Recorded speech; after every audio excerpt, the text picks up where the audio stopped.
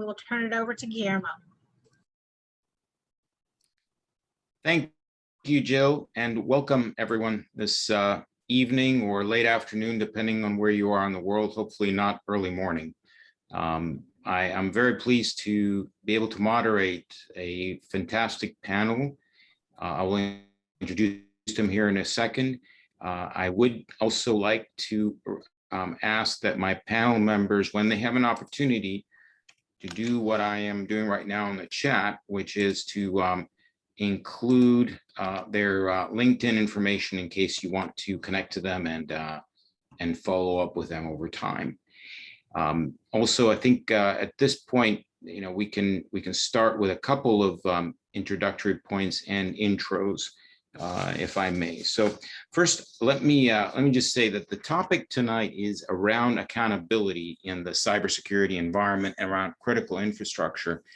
And I think when we talk about accountability, that's a topic we want to maybe define, and I'm going to try to do that with our panelists as well. But I think we also want to talk a little bit about liability as part of the accountability piece. So now that I see my my fellow panelists here on the video screen, and I know that they're actually there, that's great. Good. So let me start, and I'm just going to go by order of the way the images are being portrayed by Zoom here. So I'm going to start over with Paul, CEO of Securicon. Paul, did I get that pronouncing right? Yeah, Not the Paul part. And you're among the 50% of the people that say it right. So that's good. All right. So I'm going to be in Vegas in a couple of, in about a month and a half, Black Hat. So I think I'm going to start playing those on. So Paul and his team are focused on providing expert consulting on cybersecurity, especially application and systems and network security. He is a former Air Force type, so he knows a little bit about where the hard stuff hits the soft stuff in the cyber world, and he's managed a lot of these functions, other professionals in these functions. So he's got a lot of interesting background that we're gonna plumb here. Next one on my list is Bridget. Bridget, good afternoon. And Bridget is currently the Director for Commercial Cyber Incident Response at Booz Allen. But Bridget's done a lot more than that. She's a lawyer, so you have at least 2 lawyers on this panel. So hopefully that's not going to result in any litigation breaking out anytime. Yes, God help you. Yeah, but you know what they say, 1 lawyer in a small town has no work. You need 2 lawyers. So, before Booz Allen, where she's doing some very high-end cybersecurity incident work, Bridget worked at Kivu, which is very intimately involved in ransomware issues, and then before that, she had a number of stints with insurance companies. So she's seen the loss side of this picture. And we'll talk about that because that has a very tight relationship to accountability. And then certainly not least, although alphabetically comes up here as Brian. And Brian is the CTO and founder at Constellation. And I think he's based in Maryland, if I remember correctly. Yes, we're based in Maryland. And what I really appreciate about the perspective that Brian is going to bring here to bear is he's a small business owner in a sense here. And so while we can talk about how all of these things hit the big public companies and what the SEC is going to do, most of the people who are getting hit by these things are people at companies like those that Brian is in. So, and then I want to say thank you very much to Tortora Breda, to Miguel, to Carlo, to Jill for helping to put this webinar together. For those of you who are not familiar with Tortora Breda, you should definitely please do that. They're a fantastic organization, and I'm very happy to be affiliated with them. I'm also very happy to be affiliated with another part of tonight's repertoire, which is the U.S. Association of Cyber Forces, which is a not-for-profit that is working very intently to try to bring these issues around cyber and the U.S. the role of the Defense Department up a notch or two. So with those opening remarks, let me start by defining a term here. We're saying accountability, and accountability is one of those squishy words like reasonable that often make up a large part of the litigation that happens when something goes wrong, or that ends up being the disputed term. So when I think of accountability, I think of it as being as having the quality, and I've looked up some of the definitions, the quality of being accountable, an obligation or willingness to accept responsibility for one's actions, right? So in the context of tonight, actions and inaction, so lack of action, and that's going to be an important point in our discussion. But another way to think about it is that there's accountability creates a relationship between two people or two entities. One says, I'm going to do something, and the other says, yes, and I'm going to rely on it, and you're going to go forward on that and do that. And that's obviously, when that breaks down, we have a problem. So with that in mind, at a very high level, I'd like each of our panelists tonight to, if you would, please give us your concept of how you view accountability in this context, kind of set the stage for how we engage on that topic. And then I want to show you I prepared a few slides of accountability in action or lack of action that we can comment on. But perhaps, Paul, from your perspective, when you think of accountability in the cybersecurity realm, especially with critical infrastructure, where do we see that? Where do you see that coming into play? I think it's important to hold the corporations accountable. I know prior to this and in our practice session, we talked a lot about whether or not we're going to specifically target CEOs, but CEOs hold different roles in different corporations. The more they're a politician, they convince the board of their vision. They work through the CFO, CIO, CISOs to implement their vision and have others implement.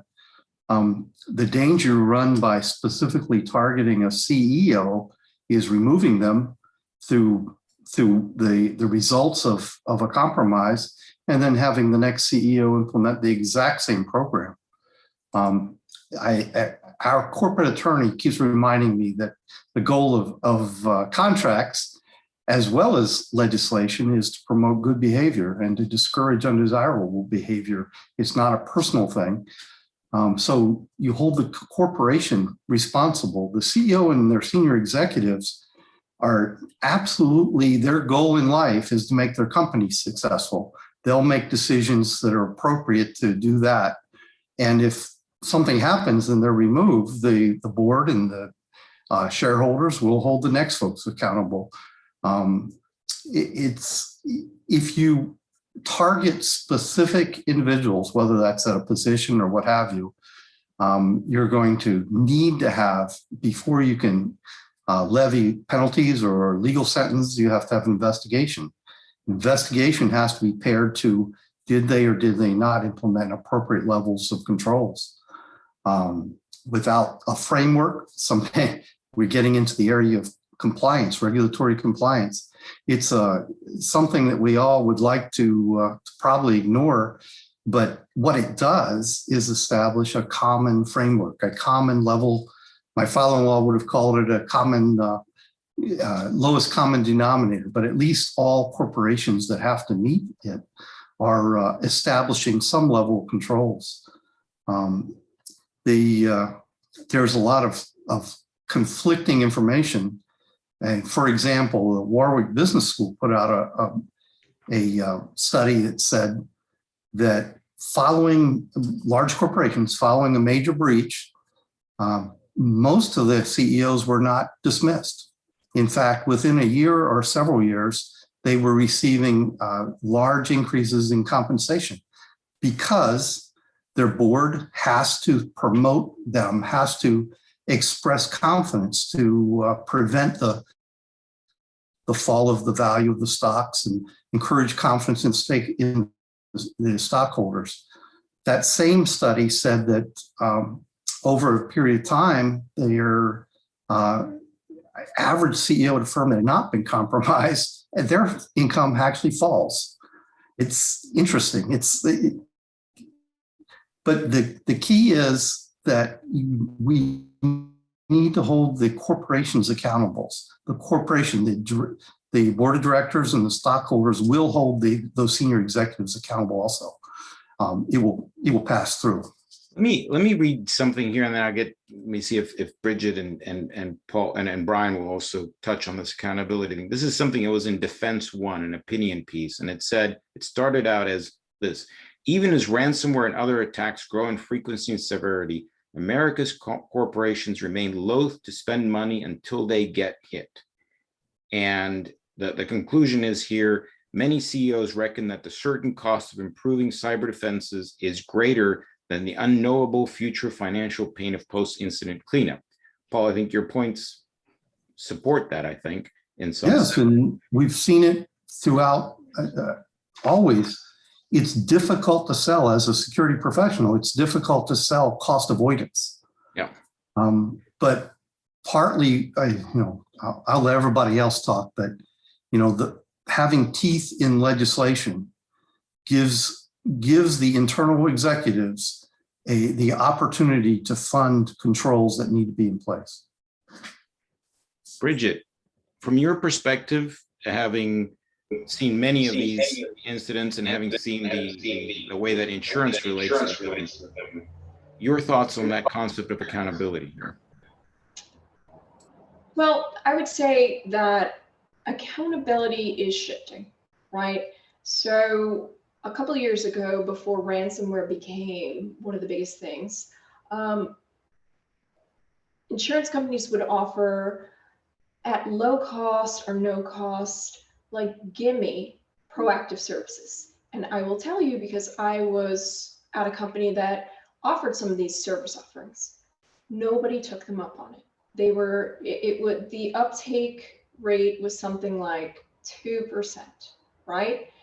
And I think now the rubber is meeting the road, right? Because anywhere you read, you open the newspaper and it's palpable, the effects that these ransomwares are attacking on businesses small and large, right? And if you look at the insurance industry, they have the ability to make the most effect and try to make these companies more accountable. And there's a couple of ways, right? Offering proactive services and encouraging them to take them up. So another thing that we're seeing now with the rise in ransomware is insurance companies are requiring tighter controls. So a lot of companies you'll see are, for example, requiring, as of 1/1/2021, MFA. If you don't have it, you cannot have insurance. And they may issue it with a subjectivity. So they'll say, you have 60 days to implement MFA throughout your network, or the coverage cancels. And we all know this coverage is an imperative. You can't operate without it. You could shut your doors if you get hit. So it's slowly making the change. But I think, like all things, insurance can only do so much, right? And the change that they affect is somewhat slow. And the level of attack and the sophistication of the attack and the growth of ransomware is not meeting the measure of change that's required. So just give you a couple of stats and to bring it back around to critical infrastructure. Average cost of recovery for ransomware attack on a business is about $2 million. The average downtime for a ransomware attack is estimated to be around 18 days. And that's irrespective of whether a victim pays the ransom or not. Now, that is the financial damage to a corporation. That does not measure the collateral effect that can occur when the attack happens on a company that is within critical infrastructure. So let's say it's a hospital, right? They'll have to furlough employees, maybe halt surgeries, cancel or postpone treatments. And that is very, very real. That's not just dollars. That's human life that's potentially affected by a ransomware attack or a cyber event. So it is so crucial, particularly within this sector, that companies get with it. And I don't disagree that maybe there needs to be legislation, because the threat is growing at an exponential rate. and the change is happening so slow. And insurance can't do everything. It has to be a public-private partnership, really. Brian, your thoughts, and while you're commenting on that, I'm going to put up a slide here that I want all of us to react to as well. Okay. The one thing I don't want to get lost in all this is, I think when you ask the question, who should be held accountable for breaches, and the answer is simple. Everybody knows the answer, right? It's the hackers. The hackers are the ones that should be held accountable. So really what we're talking about here is a combination of who else should be held responsible, and really, honestly, who can we hold responsible, right? Because the internet, as everybody knows, is largely anonymous. People can do what they want, and the World Wide Web, the crazy thing about it is it's actually worldwide. So the ability to enforce laws usually ends at the border lines of countries. So it makes it very, very hard to find and punish the actual people who are responsible, who should be. So I don't want that to get lost in all this. It shouldn't be everybody thinks, well, if we don't hold a corporation accountable, then no one should be held accountable. Well, that's not true. We're talking about this because we can't actually get to the people who should be held accountable. Ransomware is definitely something that has popped up, like Bridget said. It's become a recent phenomenon. And actually, that is holding corporations responsible all of a sudden. I don't want to give the hackers any credit because they're criminals, but that in a sense is holding corporations financially responsible. At least they know that if they don't properly protect their systems, then they are going to be vulnerable and they might become the victim of a ransomware attack. And I think that's the other thing that we shouldn't forget in this conversation is we are talking about, in the end, punishing victims of crime. So it should be something that is approached cautiously, right? Nobody wants to punish the kid who got bullied because he allowed himself to get bullied. So we have to also approach things very cautiously when we're talking about this. Brian, you noted something that I have that I just wanted to remark on. When we negotiate with ransomware groups, sometimes they will tell us that part of what they're doing is helping the company improve its cybersecurity stance. Like they're pointing out, this, that, and the other. It's the ironies that abound in this business sometimes are amazing. Yeah, that's got to be taken with a grain of salt, right? Yeah. But the truth is, companies are more motivated to protect themselves because they know they can be held responsible to a ransomware attack. That's true. Yeah. And I think that that's something that has, I would say in the last 2 years, and I've been doing this for about 30 years at this point, that it has certainly led to more people and more company leadership taking a very serious look, because it's no longer this near silent risk, right? Data gets exfiltrated from your system, personal information goes out, and unless somebody reports on it, Brian Krebs or someone else reports on it, maybe nobody ever knows. And a lot of companies still don't report to the regulators when they have loss of personal information, et cetera. But ransomware doesn't give you that option. Ransomware is a punch in the face. And now with the double extortion, where it's not only your system goes down, but also your data is now on a website, and anybody who points to it or has a Twitter account can probably find out about it.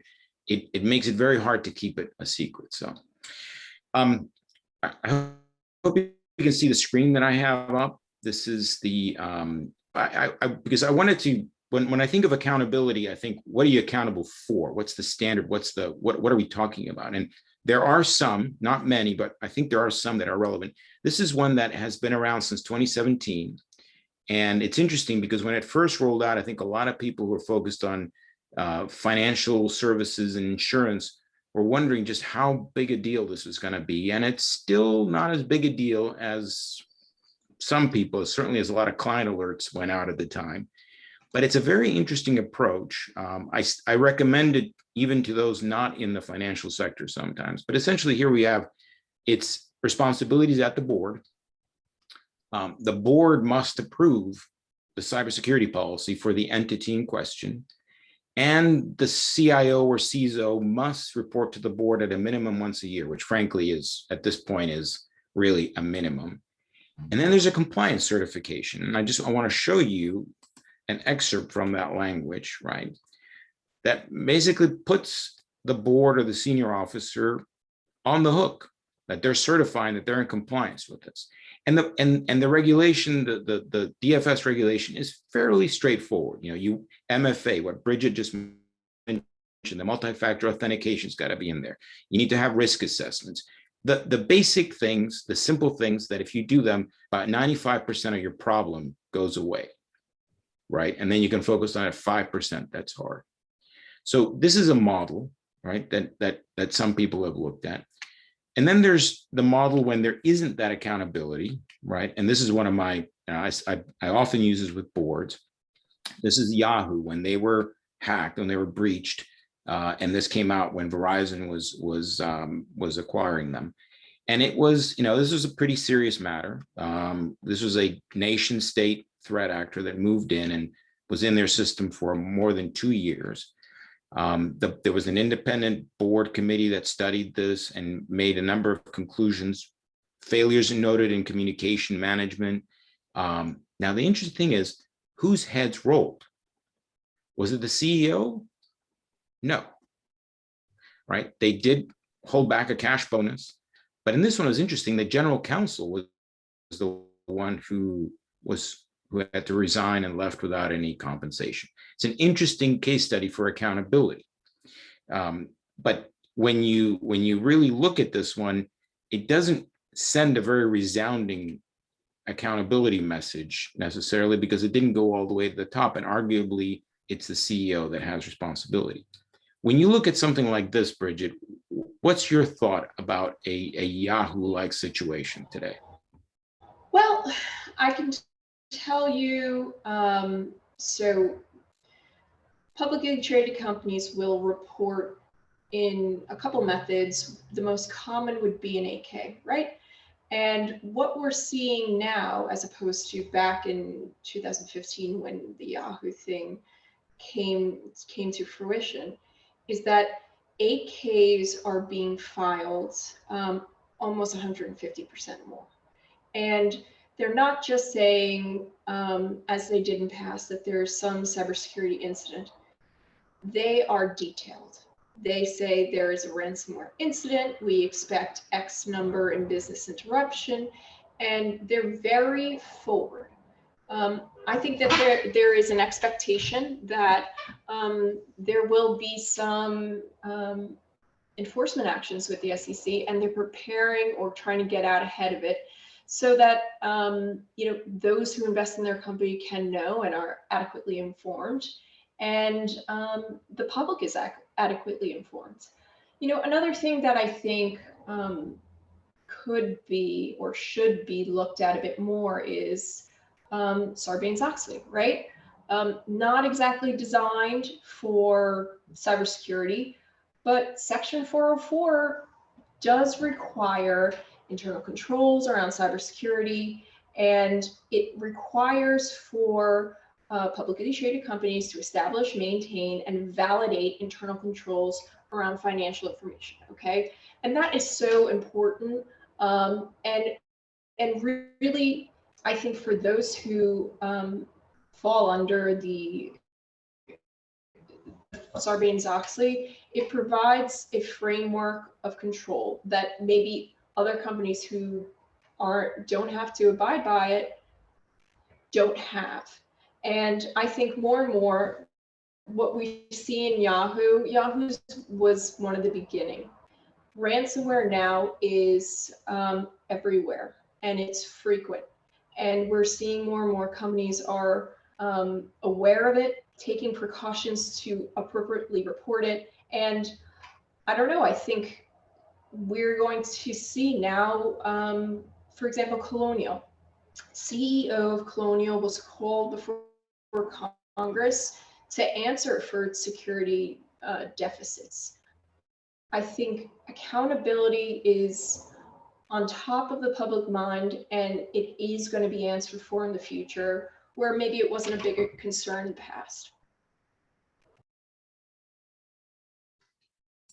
Bridget, on your point about Colonial, and we'll talk about it a little bit more, but I think the question that when I was watching some of the testimony that came to mind was, I think the company made it sound as if this was sort of almost an inevitable result of being in this modern world of cybersecurity hacking. But then when they were pushed to explain how exactly the attackers entered the system, the two, we'd call them threat vectors, the way that they got in were frankly such a basic cyber hygiene type of issue. And we speak of cyber hygiene, we basically mean keeping the basics clean, keeping things the way they should be. And there really wasn't that much further inquiry from the senators and the Congress people on that, which raises a question about whether they can hold anybody accountable when they're not that clear on what they should or should not know about cybersecurity. But I was struck by the fact that I thought that Colonial was given a real pass on the fact that they had passwords that clearly were not using multi-factor authentication, and that they had a system online that was obsolete and was not being used anymore. So I think that was a very good example. So let me, please go ahead. Just to foot stomp on that, I read something out of the Associated Press where they interviewed an outside auditor of the Colonial Pipeline network. And they use very colorful language, but a highlight was, it was a patchwork of poorly connected and poorly secured systems. They have one of the biggest pipelines in the East Coast, and it's just a hodgepodge of connected systems. That's appalling. But to your point, I don't know if the folks were asking the right questions or even knew what the right questions would be to ask. It's almost tantamount to the first hearing at Facebook.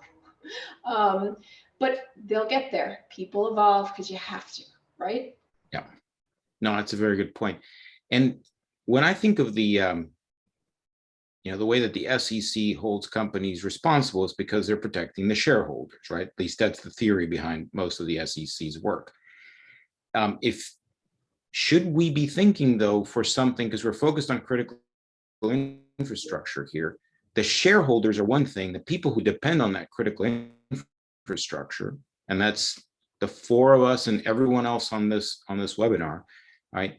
How do we get protected when these issues impact us? So I put up a quote here from Senator Wyden, who's introduced a bill, I think in 2019, and I'll put some points up on it. But he's pretty much focused on, I think, that piece, saying there must be serious civil and criminal penalties with personal accountability for companies that have lax cybersecurity, and there should be more audits. So this is a pretty big step from, you need to be following these things, and if you don't, you certify and you might have an issue, to criminal penalties for being a victim of an attack. If you're SolarWinds, for example, and Brian, maybe with your background and mine in particular, a company like SolarWinds maybe did not make the investments into its security that it should have, and certainly there have been many comments about that. But if you have the Russian intelligence service trying to get in over a period of a couple of years, I don't think many people will be able to keep them out very long. You're not going to be able to do it. It's, I mean, really, you're fighting a losing battle when you're defending against attacks. If somebody specifically wants to identify you, most of the attacks come because of a human error. A great majority of cyber attacks come in because of human error. Funny thing about humans, they make human errors. You won't find one that doesn't, right? So if you're hiring tens of thousands of people, there's a good chance one of them are making some pretty good human errors that you may or may not be accountable for. It's just human nature. You're going to fight a losing balance. If there is a flaw in a piece of software and somebody finds the exploit to that, not only from the time that they find that exploit, It has to be identified. Somebody has to notice it. It has to be reported to the software vendor. That software vendor has to come up with a patch that works.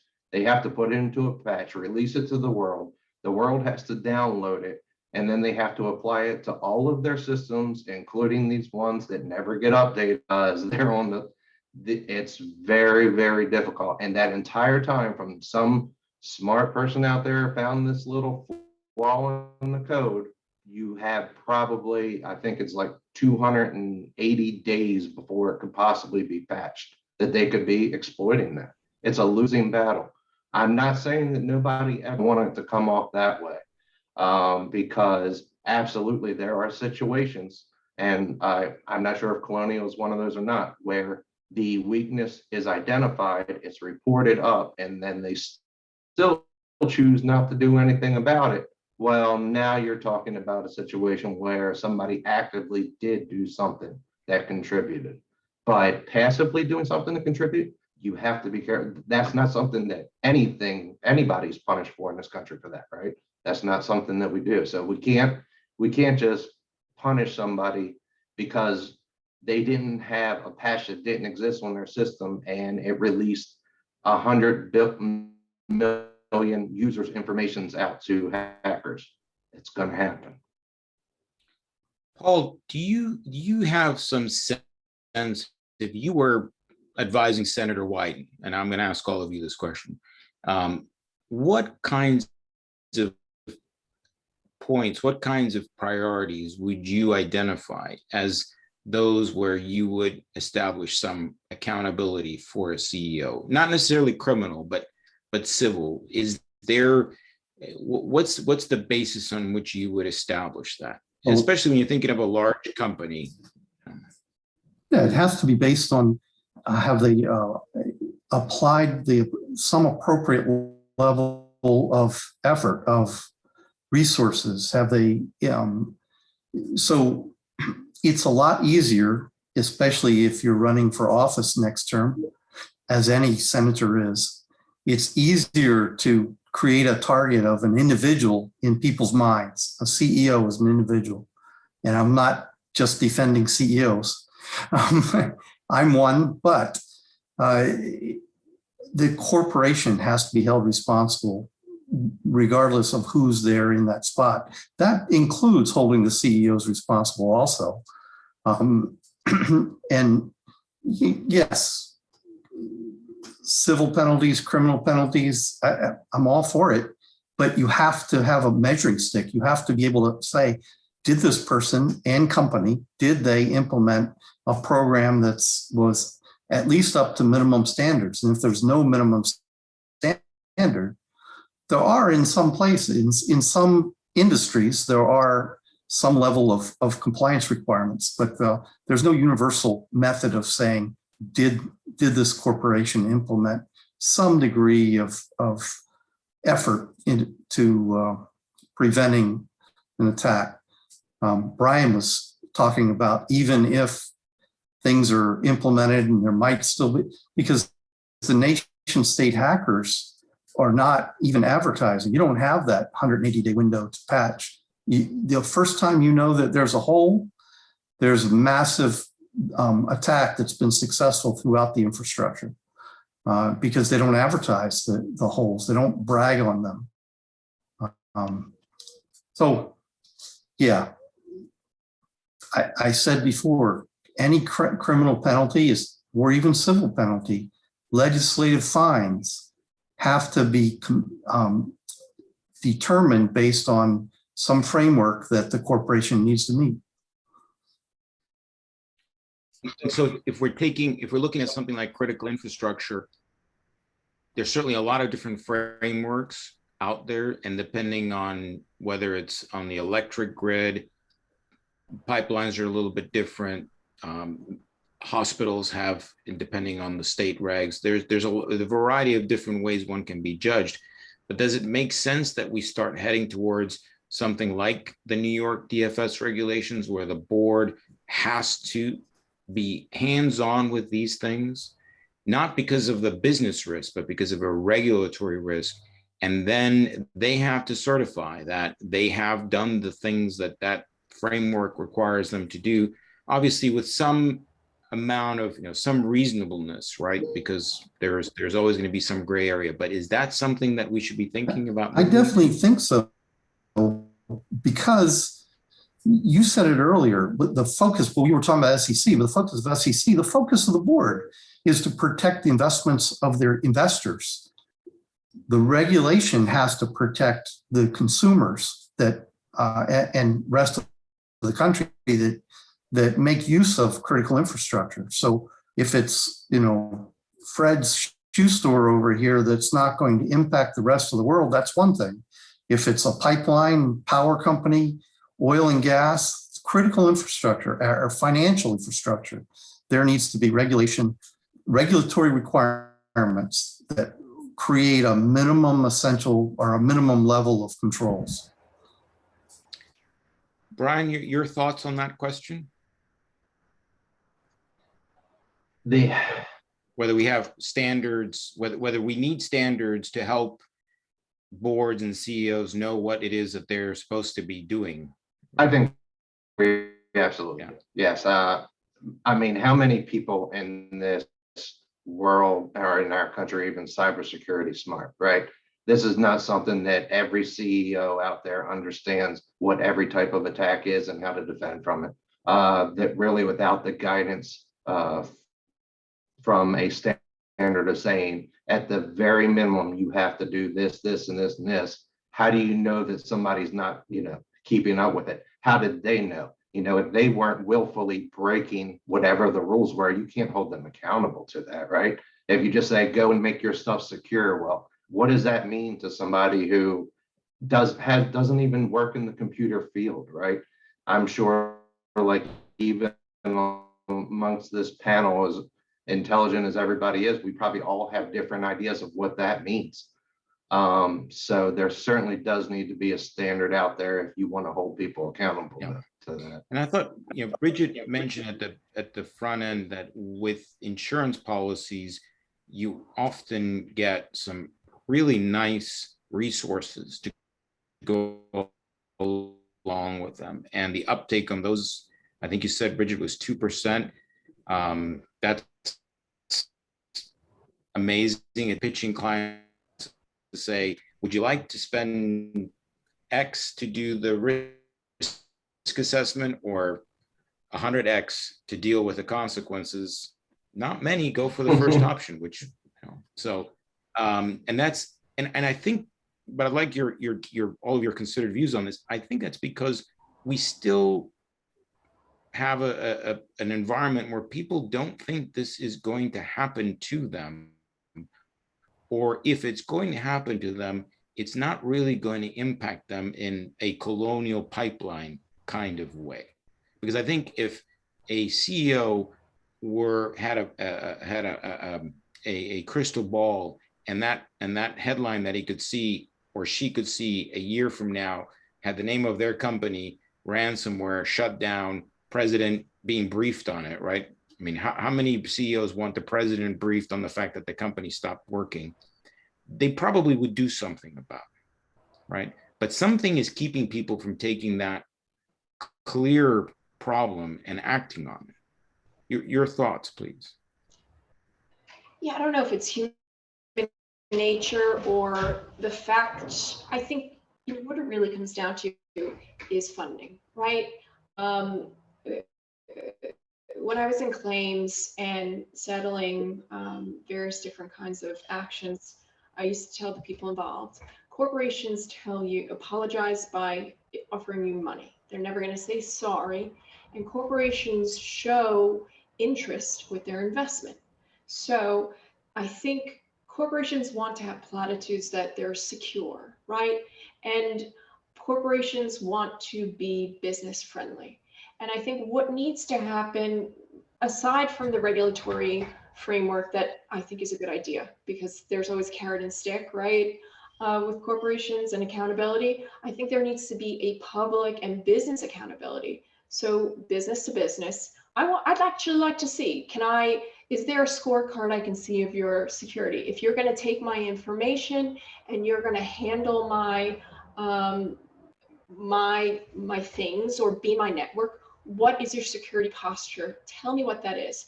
But I think the real challenge with that, and why it's not happening already, is that there is a broad lack of understanding of basic security risk and what they would need to ask and look for.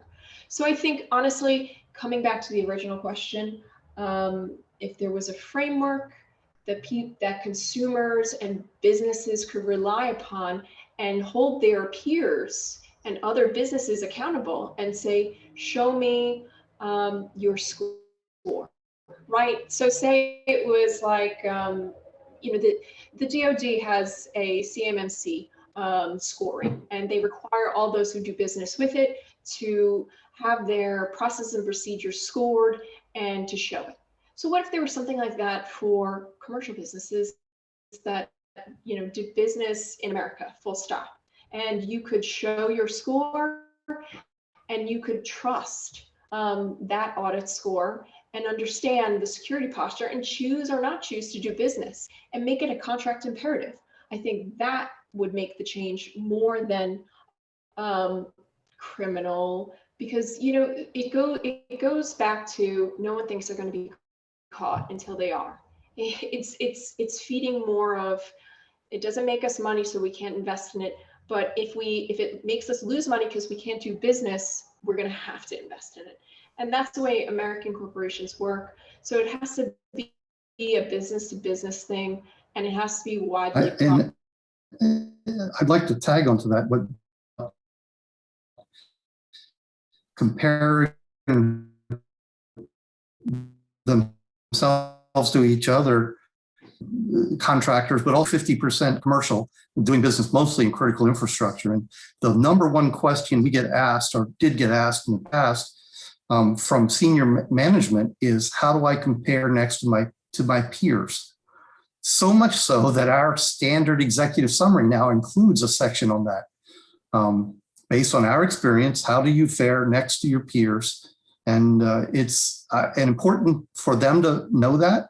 It's important for the mid-level manager that hired us to be able to communicate to them, here's how we did this year, here's how we did 6 months or a year ago, and this is where the money that you're allowing me to spend is going. That's great. And Brian, I'd like to hear your take on that as well. But also, if you could, there's a very good question in the Q&A here from Jack Oden, said something along the lines of, you know, aren't standards best established at the organization? And he mentions, for example, you've got you know, many different NIST standards, 853, 171, and all those. And just to spice that up a little bit, let me add that the pipeline sector has been remarkably self-regulated, which is another way of saying not regulated. So what lessons do we draw from that? So I guess I'll start with the NIST. There are some standards out there. I would say, you know, any company that out there that really wants to know some standards of security and things that they do, they can probably find it. The NIST 800 definitely would help you with that. So I'm not saying that there's absolutely no guidance out there anywhere. So there is. The CMMC call out, Bridget, that's great. My company just went through this process of getting CMMC compliance, so I understand it very well. And I will say this, it's if they do apply that to everybody, not just technology companies like my own, they're going to have to be a lot of cybersecurity people out there. So this country already has a shortage of cybersecurity experts. If you suddenly tell every company, go ahead and, you know, apply to these things, let me tell you, they need a little explanation.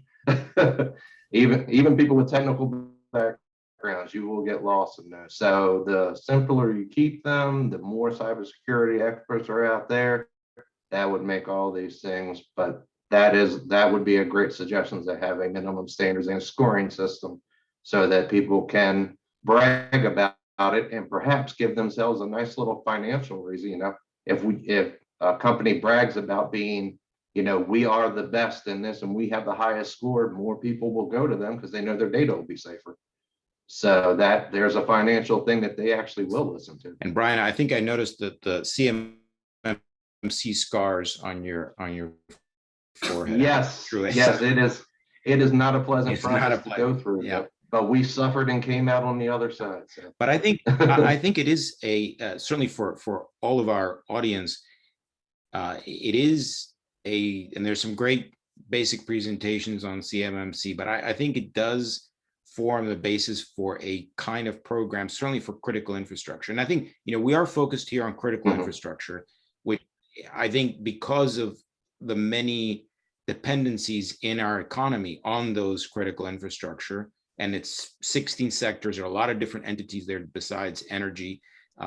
They have a much larger impact when they have a problem than somebody who's doing something that's more isolated, or perhaps can be the shock of taking them offline can be absorbed by other entities. Obviously, a Colonial Pipeline is not that does not have the luxury of that.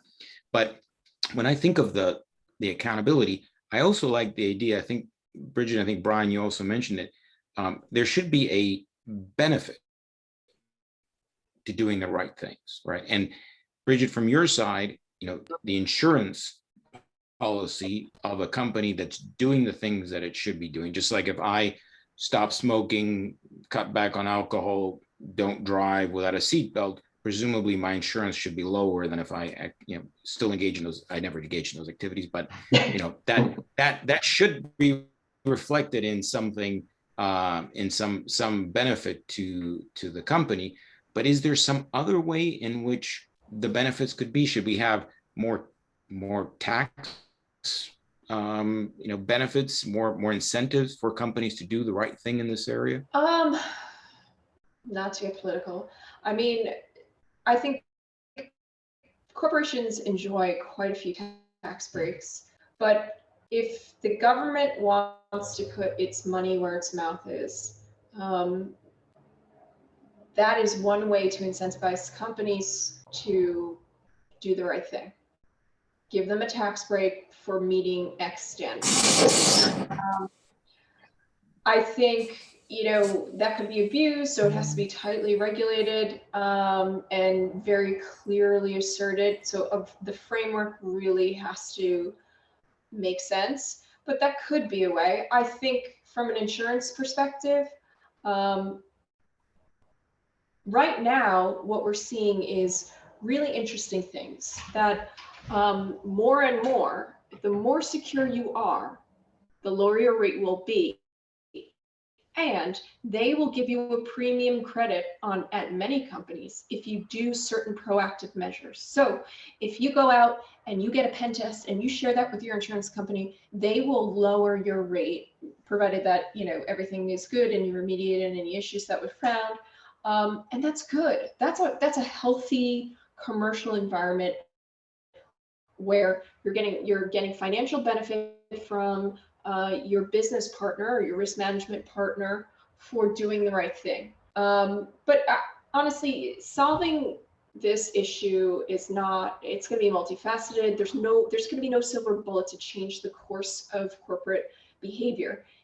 It has to be a public-private partnership. And yeah, I think it would go a long way if instead of the stick where you're throwing CEOs in jail for having a zero-day attack, where you provide them a benefit so they can argue to the board that we are actually making money, saving money, and getting a benefit overall and to our shareholders by having these security measures in place. So it could work, but again, that is a complicated issue and something that will take an active Congress to get. And Paul and Brian, let me take a different tactic here away from the insurance piece. I ask you this question: if right now a lot of companies will not disclose what happened to them, right? Obviously, there's the public relations side. There's a lot of things that go wrong there when you disclose. So you only do it if you have to, or someone else does it for you. There are models. Aircraft safety, for example, is a very, very good one, where we accepted a long time ago that we want a lot of information on what went wrong on that flight so that we can prevent worse things from happening in the future. Is that another way of backing into accountability here, where we give companies an option to disclose things that have happened, to remediate them, and that everybody can learn about? Well, I would say that if you, at least criminal and probably financial as well, the harsher the penalties, the less transparent they're going to be about it. There's a good chance of that. So yeah, I would, oh shoot, I'm sorry, I just lost my second thought. I apologize for that. No worries. Had my opener and I forgot to get to the meat. Well, I'll say, Guillermo, you had a really good comparison to the FAA, because the FAA has a really good self-reporting program. If an FAA inspector comes and finds a violation, you can be fined pretty heavily as a carrier. If you self-report, you have some leeway to go and address that, and without being fined. You can't just ignore it. You have to move forward with it. But I think that is a good way of providing incentives. And one of the things I wanted to point out too in that realm is, I think this was just sort of hit the press a few days ago, that the SEC has reached out to a number of companies that they are aware may have had significant events associated with SolarWinds, and asked them to come in and self-report. And if they do, they get a version of, a pass, don't go to jail kind of thing for them if they disclose that information. But if they don't, then, well, they'll live with the consequences, which is, I think it's the first time I've heard of the SEC doing that on a cyber incident. They certainly do these kinds of sweeps and others. So we had a couple of questions in the queue, and I wanted to make sure that we did get to them. Let me, and two of them I want to bundle them together and send them Bridget's way, but also happy to have Brian and Paul comment on those. And that is ransomware and insurers. And I know it's a hot topic, and we've seen some reporting that some insurers are not covering them anymore. Others are changing rates, but the questions are a couple here. One is, do most people pay in ransomware cases? And does the insurance cover that? And then the comment that there was another, apparently some insurance company that said that if a client pays a ransom, they will cancel the coverage. I can address the last question first. No. If you have a grant of coverage, and that grant of coverage covers cyber extortion payments, and you have a ransomware event, that falls within the coverage grant, and they don't cancel your coverage. You still have the full term of coverage that was agreed upon. Insurance is a contract, and that's what people really have to understand. It's a commercial contract. So the insurance companies offer you services and a risk transfer in exchange for money. And unless you do something, unless you lie to them about what, who you are, or some terms and conditions in the application, they really don't have grounds to cancel coverage. And there's a whole host of laws that cover that state by state. And insurance carriers are really, they don't want to do that. They don't want that reputation, particularly in cyber. But I will tell you, there are insurance products that specifically cover cyber, and that's a risk transfer that most companies, if not all companies, need, because every company who has access to the internet is at risk. And there are coverage grants for cyber extortion or ransomware matters. And if under certain circumstances, subject to OFAC regulations, if you have a ransomware event and it's reasonable to pay the ransom, you may have coverage for to reimburse you for that payment. Excellent. I like the one question about what are most companies doing. Do you have a good sense of that? All I have is what I read, like everybody else. Whether most companies pay ransom or not? Yeah. It's all over I've seen that 80% pay, I've seen, actually 20% pay. Anecdotally, I think most companies I come across do happen to have to pay. Why that is a whole host of reasons. And it's not necessarily that they're insecure, they can't recover. They may be losing millions of dollars by the day, and they need the decryptor to speed up the process. They may, the victims of ransomware are under extreme pressure. And most of these companies are not prepared for this pressure cooker situation. So under pressure, they're panicking, they don't know what to do, and it seems like paying the ransom is the panacea. Now, what a consultant or incident response professional is supposed to do is come in, calm the waters, pull the war cards out, and say, here's what you should be doing. Here's how we're going to help you recover in a speedy way. We will hold off the bad guys and try to negotiate down to the lowest number we can possibly get them. And we will only pay a ransom as a measure of last resort. But I can't say all companies have that kind of service and get that kind of advice. Or even if they get that advice, they're so panicked they don't take it. So that's really the problem. There's a timer. They're being threatened with physical harm sometimes. They think their company is going to go out of business. Their secrets are going to be posted on the internet. And as a parting gift, they're going to get a DDoS attack. And there's a timer put on all ransomware negotiations of sometimes 3 days, 7 days. So it's not like they have a long time to deliberate and really analyze the pluses and minuses. Everything is under pressure. So I would say a lot of companies just are ill-prepared. But I will tell you, a common thing that you will find among all companies who do not pay, they are resilient, they are prepared, and they have a culture of resilience. They have thought about this beforehand, and they do not want to pay and will do everything in their power not to pay. So one of the other questions that we had was what is the government doing to help prevent these? And I'm actually going to take that question, pivot a little bit and say, don't rely on the government to help you here, because unfortunately, I don't think you're going to get much. The resources are very limited. But from each of you, if you would, in your closing remarks, nominate the one thing that you would want our audience to take away today that they should do to prevent an attack on their company, on their entity, or their not-for-profit, wherever they are. So let me start with Paul, then Bridget, and then Brian. What's that one thing that you would say, go do tonight, or ask your board to do tonight, or your CIO tonight?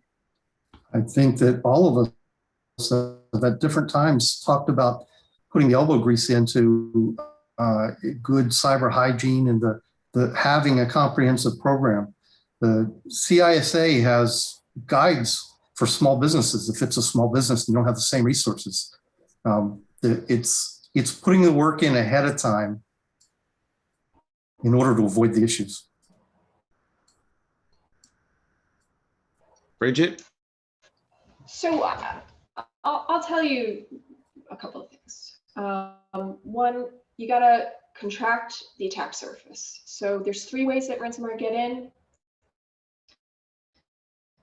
open RDP vulnerabilities and phishing emails. Plug the gaps and you will be a much better risk.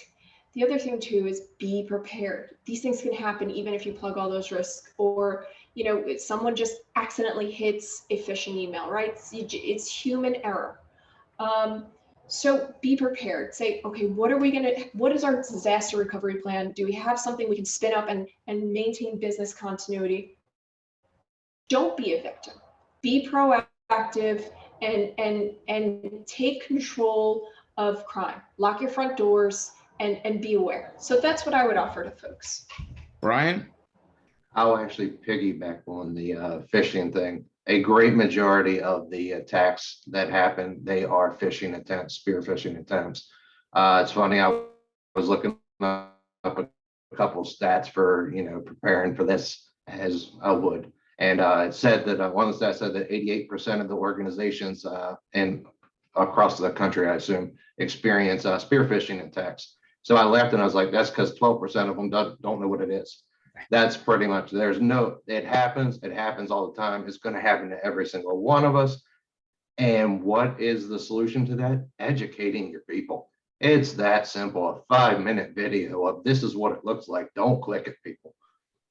So that's an easy one to protect against. And in the great wide world of the great wide world web out there, the really, you probably don't have to be the most secure company out there. You just have to be a little more secure than the people around you. They will go for the easiest target. So if you do the basics, and the basics tend to be pretty cheap, you'll probably protect yourself a lot more. That's an excellent point. And I remember a criminal telling me in an interesting situation that, stealing $1 million from Morgan Stanley is a lot of work. Stealing $1 million from the local community bank, not so much. And they're not going to chase me all over the world. So, so with that great thought hanging there, I want to say thank you to Paul, to Bridget, and to Brian for giving of their time today. I hope that at a minimum, we left everyone with a few ideas of things that they ought to be doing, and also some considerations about how to interact with your Congress people about these issues, because I think this is important. And then also, thank you very much for the Tortora Breda Institute for their support of this, for Miguel, for Jill Weidman, who have been supporting all of this. And I hope that all of you will stay safe out there on the internet. And I look forward to a future conversation on these topics. So thank you very much. Have a good night. Thank you.